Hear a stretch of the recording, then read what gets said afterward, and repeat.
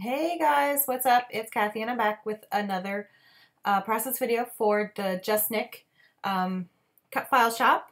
I'll have the link in my description below.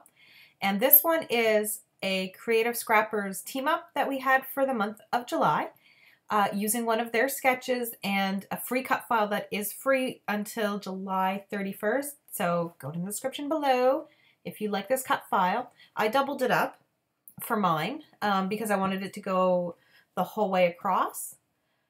So I just kind of broke it apart and added more into it, as you can see. And it's called Chopsticks background, and it's really cool, and I like it. And I was excited to just kind of go crazy with all these papers that you see behind right there. Some is from older Hip Kit. Some is older pink paisley. It's just stuff from my stash. I just picked anything that was kind of spring and fun that would go together. And I'm going to line the whole thing with different ones. I'm not going to use a different piece for every single one. I'm going to use several. And it's going to probably fade out here in a second and you'll see the finished one. But you can kind of see I'm just backing every file or every spot. And I'll have the Creative Scrappers blog link down in the description below. So there we go. So you can see like several are navy blue and several are yellow. I didn't just do one for each one, but I really liked the color combination when I was all done with them. Love that red stripe and the navy blue and the teal stripe and the florals. And they matched really well with these pictures of my son. Like I made the cut file and backed the whole thing before I even knew what I was doing.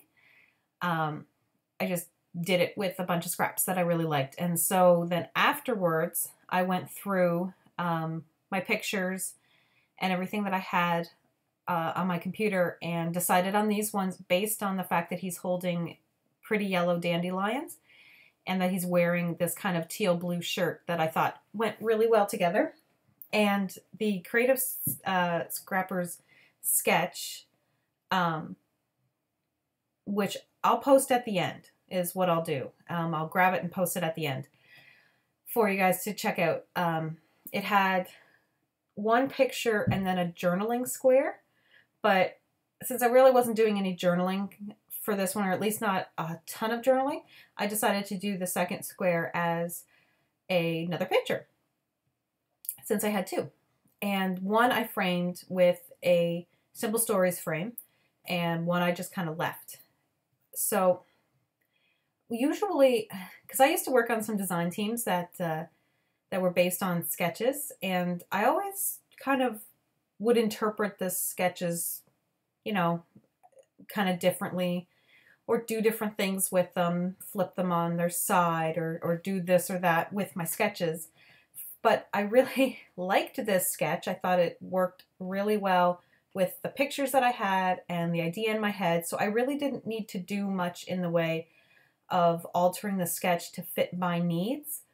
But that is something that I will do on occasion, is if I'm using a sketch, which I don't often use sketches. I just kind of go online and I go to like Pinterest and just look up images, and I have like a huge Pinterest board of inspiration and everything.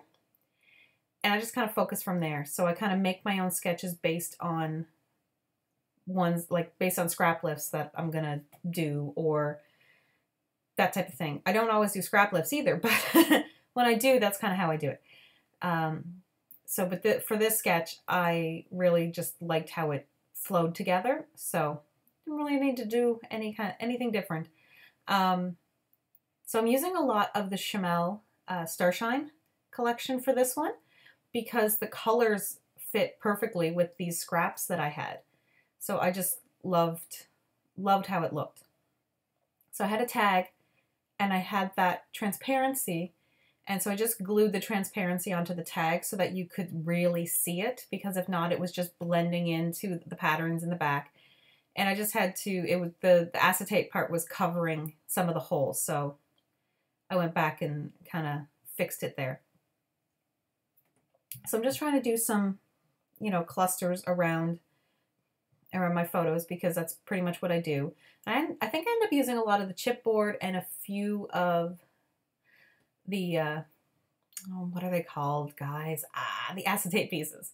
And I have some leftover May hip kit items that I may end up bringing into this because they were sitting on my table. I haven't packed them away yet. That Keen is from a Heidi Swap wood veneer pack. So I just thought it was really cute. And, you know, I'm just kind of thinking of him being a bit of a keener down there picking flowers for me because this was before my husband went and mowed our lawn one day.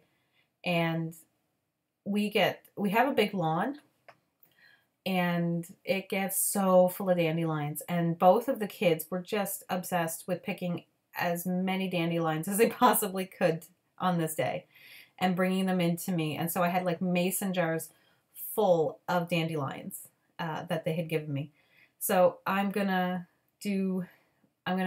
put baker's twine in my labels. Come on, Kathy. Tabs. In my tab. Just because I really like adding baker's twine to them. And I think I used my black and white twine, which is pretty much my favorite. I'm just going through one of my little packages of ephemera. I keep all my packages of ephemera in those 4x6 photo storage little cases that you can get at Michael's. And then I have three like bins that those fit perfectly in. So I probably have, I don't know, 8 out of 18, like 20 something storage containers worth of ephemera. And it's not one type of ephemera per, it's usually like 2, but I'll keep similar types together. So I'm going to try to explain this. So like the crepe paper Little U collection, I have the ephemera and the acetate pieces for that. And I also have the ephemera for the Wonder collection, which is both very child oriented, like very almost baby in a way oriented. So I keep those two together because I tend to use them together. So I will also have something like maybe 2 summer looking ones together, or, you know, just ones that would go together anyway. I usually keep together because if I was to actually have a package per one, it would be kind of crazy. So I'm debating what I want to use. I want to use a big title, and I just wanted to use a word. And I found the word Cherish on this Bella Boulevard chipboard set. And I'm going to do that kind of thing where you put the gelatos on the bottom and just kind of rub them in so that it almost gives an ombre effect. And I'm going to do it in yellow with my gelatos. That's my little container of gelatos. Or I do it in green. Oh, I think it's in green. It's like a very citrusy green. Anyway, I mean, I don't have a lot of gelatos, but I order what I can when I can. So, yeah, that is my little gelatos. I'm sorry, I'm so distracted tonight doing my voiceover. Anyway, and then I use some little word stickers to write I will, and then the word them, so that the whole title is I will cherish them. And then I'm pretty certain I top it off with some Heidi Swap Color Shine in the navy. And this is like the time that I noticed that my Heidi Swap Color Shine is not drying properly. I had this whole like kind of weird debacle with it and whatnot. But I have sorted it out since and found out a way for it to work for me.